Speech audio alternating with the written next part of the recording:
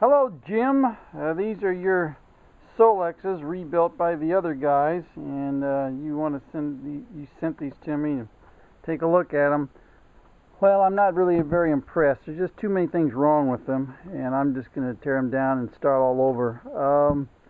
Well, first of all, these are minor things, but it all adds up to a pattern of incompetence. This vacuum hose, this is supposed to tie the two pipes together so that you can so the vacuum from the first barrel actuates the second barrel diaphragm. Well, this is loose, so you got no vacuum seal there. A really big item is the choke.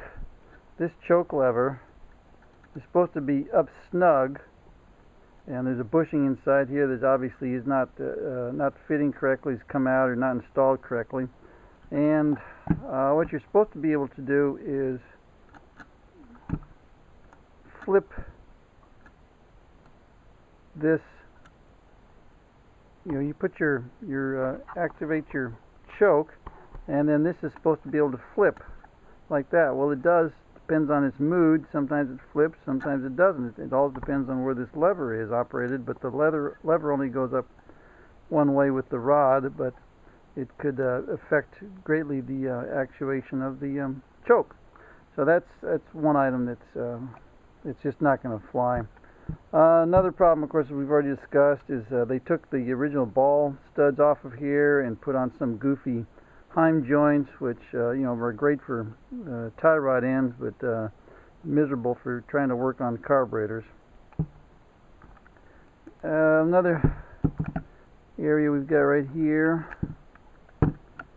is, you can see right here, I've got the butterfly closed, but see how much play we've got right here?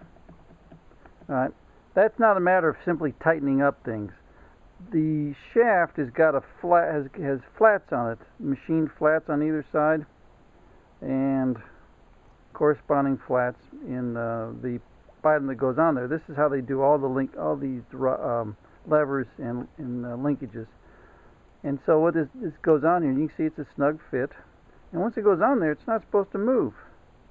So you just tighten it up with the nut, and that keeps everything in place. This obviously is either this lever here is worn out, or the shaft is worn out. Either way, needs to come apart and be dealt with. That's on. That's just on this carburetor. Also, what I'm not too impressed with is the number of threads showing down here. This is way too much compression on the lever, but we got to figure out what's going on there. Here's the other carburetor, and the same problem with the choke. There's just no choke actuation at all. So I mean, okay, so here I am activating the choke, pulling up on the choke cable, and this thing is stiff as can be. It takes actual work to make this move anywhere. So you never had any choke. And once again, we've got this plastic here, which is not much good. As you can see, it just moves right along. In fact, this wasn't even tight. I didn't mean to do that. This screw right here is way too long. Not installed, not the correct screw, not installed properly.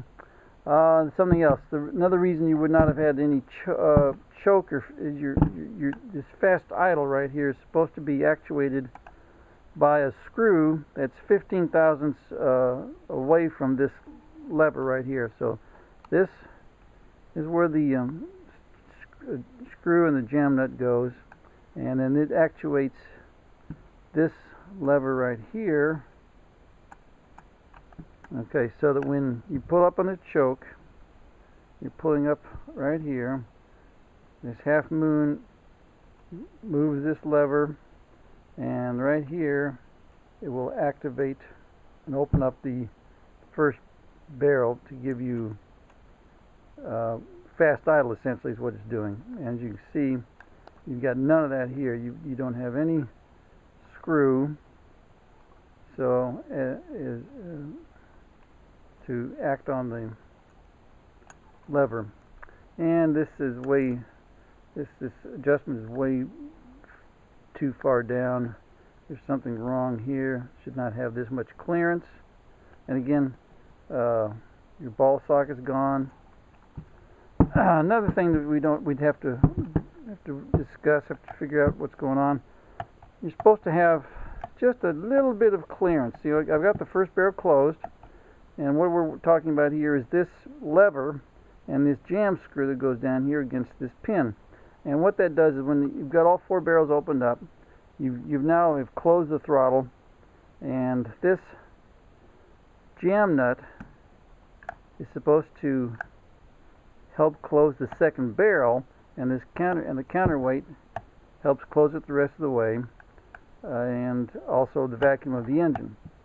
And the problem is you've got way too much clearance right here, and you're out of screw right here. So we've got a problem with the butterfly angle of dangle, this bracket, and of course this screw is looks like it could be, it's the right screw. That's the problem. I could put a longer screw in there, but that's just putting a band-aid on the problem. We don't know why it's doing that.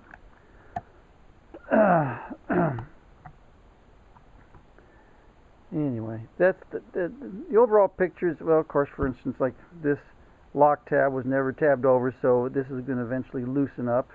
Again, they have lock tabs on here because you're not putting together the Eiffel Tower. You just screw these down to where they're snug, and then the lock tab is there to keep the nuts in place. So overall, the problem is you just don't have any confidence in anything that has been done, and what has been done appears to be incorrect. So there's really no reason for me to put these on the test engine. They're not going to work, and I just need to tear them apart and start all over. Thank you.